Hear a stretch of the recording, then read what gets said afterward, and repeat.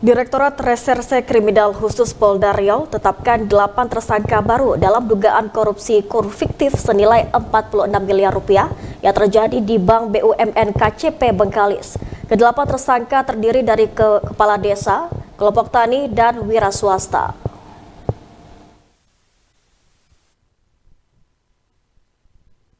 Delapan tersangka baru dugaan korupsi kredit usaha rakyat kur fiktif senilai 46 miliar di salah satu bank BUMN kantor cabang pembantu KCP Bengkalis ini masing-masing berinisial S, AM, H, JS, S, SD, S, dan tersangka M yang telah meninggal dunia. Sebelumnya sudah ada 3 tersangka dalam perkara korupsi yang terjadi, masing-masing Romu, Eko, dan Doni yang saat ini menjalani peradilan di Pengadilan Tipikor Pekanbaru. Terungkapnya keterlibatan 8 tersangka baru melalui fakta persidangan 3 tersangka sebelumnya yang menjalani persidangan. Dugaan korupsi mulai terkuak setelah Bank Pemerintah Cabang Dumai melakukan pengolahan dana kredit pada unit kerja di kantor cabang pembantu Bengkalis pada Juni tahun 2023 lalu.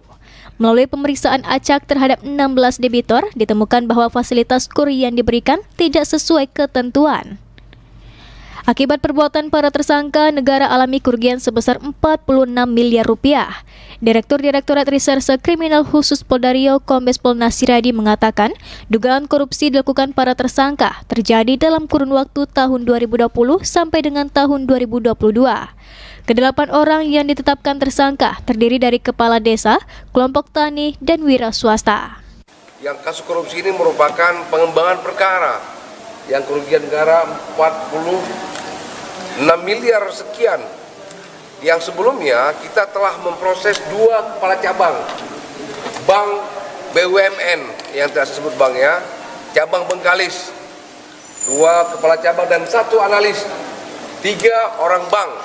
Telah kita proses dan sekarang dalam proses persidangan yang dilakukan oleh jaksa di pengadilan di negeri ya, pengadilan Tipikor. Kemudian kita kembangkan mereka yang menikmati uang tersebut, artinya mereka yang menikmati, mereka yang melakukan penipuan, melakukan data-data fiktif di kur bank BUMN Bengkalis tersebut.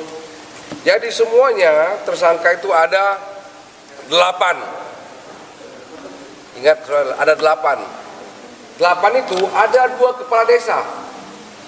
Ada 2 kepala desa yang terlibat, yang menggunakan data-data masyarakat untuk mencairkan kur tersebut. Dan setelah cair, uang tersebut dinikmati oleh mereka. 2 kepala desa tersebut, salah satulah tersangka saya yang ada di belakang. Yang satu yang meninggal dunia. Satu person meninggal dunia. Tetapi walaupun sudah meninggal dunia, kita tidak henti untuk mentrace aset, mencari aset-aset negara yang masih dimiliki oleh para tersangka. Kemudian kejadiannya mungkin tahun 2000 sampai 2022. Dari penangkapan ke-8 tersangka, Polda Riau turut mengamankan sejumlah barang bukti hasil korupsi berupa uang tunai sebesar 313 juta rupiah dan barang bukti lainnya. Ahad Lele Isnin melaporkan.